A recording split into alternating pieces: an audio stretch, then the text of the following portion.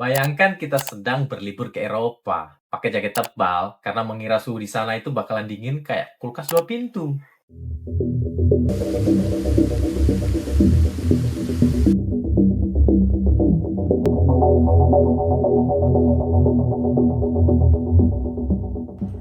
Tapi begitu keluar dari bandara, boom, wajah kita langsung disambut hawa panas yang rasanya mirip seperti berdiri di siang hari di depan perapian panas di musim kemarau.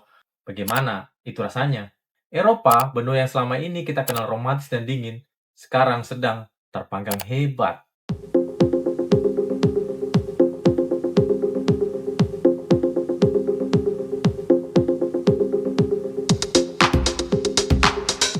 Gelombang panas ekstrim atau heat wave memecahkan rekor suhu tertinggi di berbagai negara, mulai dari Spanyol, Prancis, sampai Italia.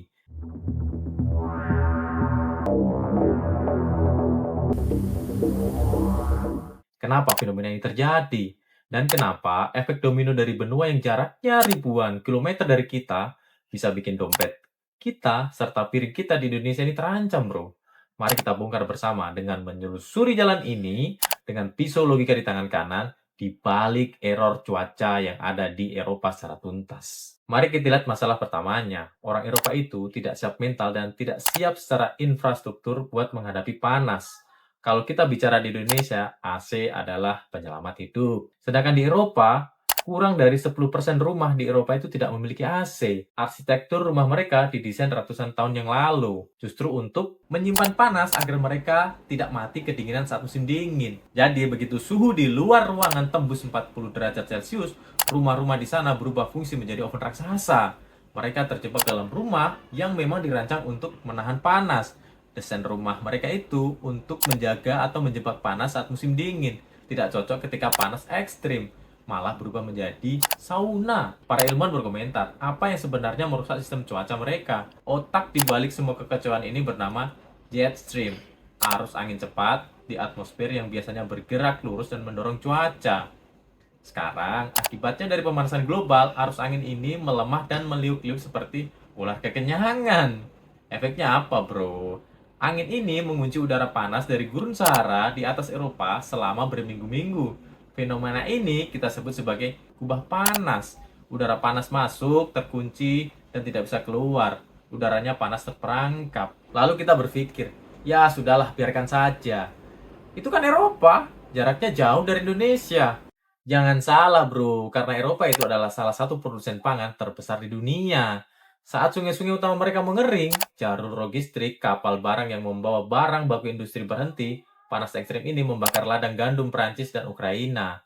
Apa efek dominonya untuk kita? Harga mie instan, roti, dan pakan ternak di pasar lokal, kita bisa ikutan melonjak, naik dalam beberapa bulan ke depan.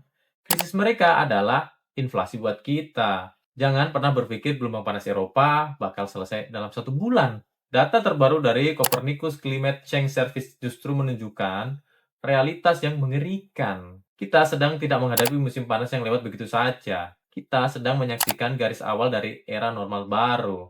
Krisis ini mengunci seluruh benua Eropa dalam kecemasan. Pertanyaan terbesarnya bukan lagi seberapa panas hari ini, melainkan kapan siksaan atmosfer ini akan berhenti.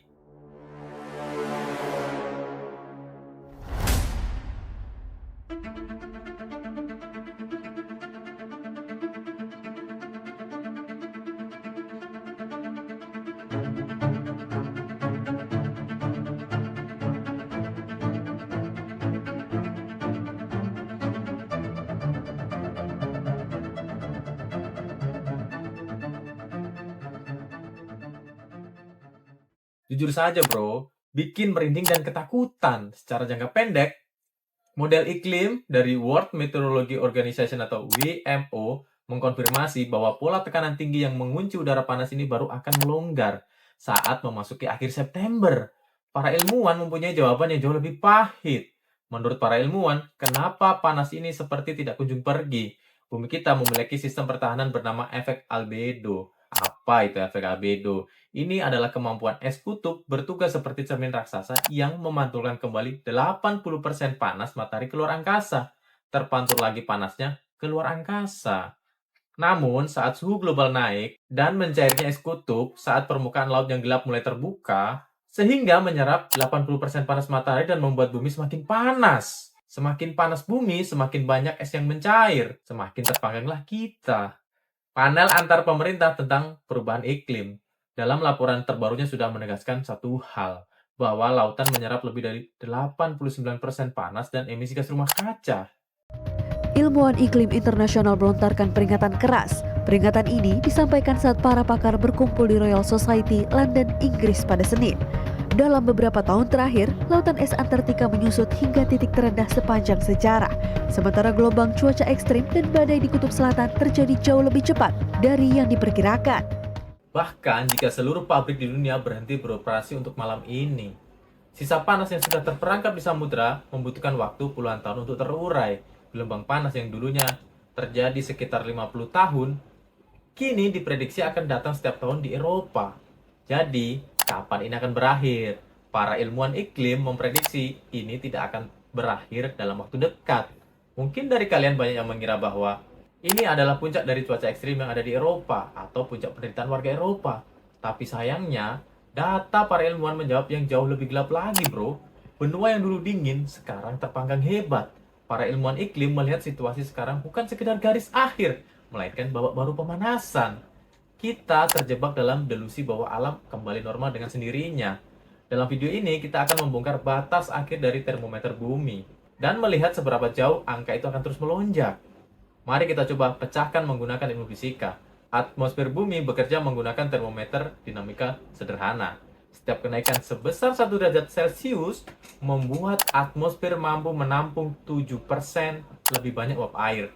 Ini adalah pernyataan tentang fenomena yang disebut dengan umpan balik uap air atau water vapor feedback loop. Siklus ini bekerja seperti di mana air menguap, lalu membentuk rumah kaca yang kuat. Kemudian saat panas matahari masuk ke bumi, panas tersebut terperangkap lebih banyak. Jadi siklusnya otomatis, bro. Kekacauan ini semakin diperparah oleh siklus alami yang ikut error juga. World Meteorology Organization (WMO) mencatat bahwa anomali suhu lautan telah mencapai rekor tertinggi yang baru. Ketika siklus El Nino membawa panas ekstrim menabrak sistem atmosfer yang sudah rusak akibat emisi karbon, hasilnya adalah kehancuran ganda. Ini bukan sekedar cuaca panas biasa, melainkan pergeseran zona iklim. Wilayah yang dulunya subur kini mulai bergeser menjadi gurun yang baru dan permanen. Mungkin dalam pikiran kita semua, itu kan daerah Eropa, bang. Coba kita bayangkan isi dompet kita bersama lagi, bro. Saat benua Eropa mengalami gagal panen masif serta suhu yang sangat kritis, rantai pasok pangan global langsung terputus. Posisi di Indonesia harus berebut komoditas impor dengan negara-negara yang lebih besar. Panas yang membakar daratan Eropa, lonjakan harga kedelai, gandum, dan komoditas bahan baku pangan impor lainnya. Pemerintah Eropa sedang panik.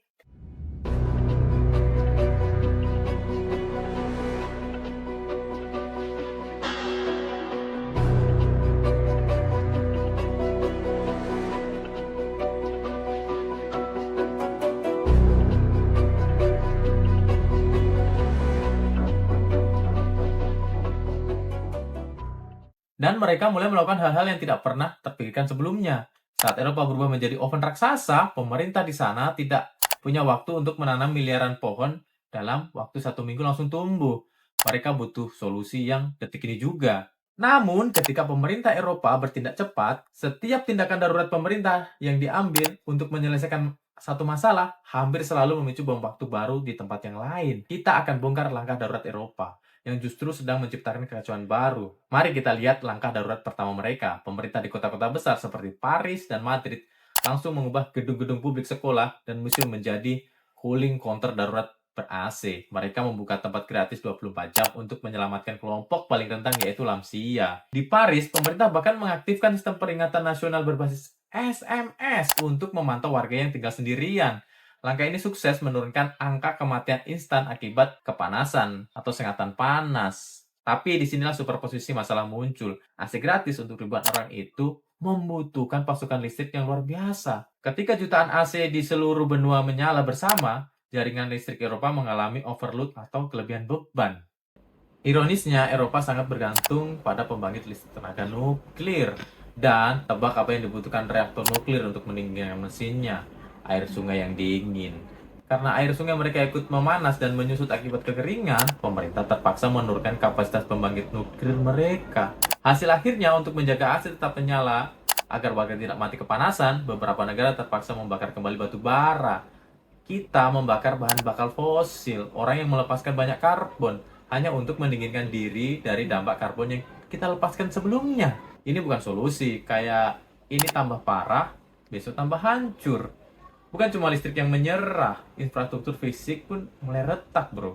Di Inggris, petugas baru membungkus jembatan bersejarah dengan fosil perak dan menyemprot rel kereta api dengan air setiap jam agar besi-besi tidak memuai dan membuat kereta anjlok. Sekali lagi, pembatasan transportasi ini memukul jalur logistik.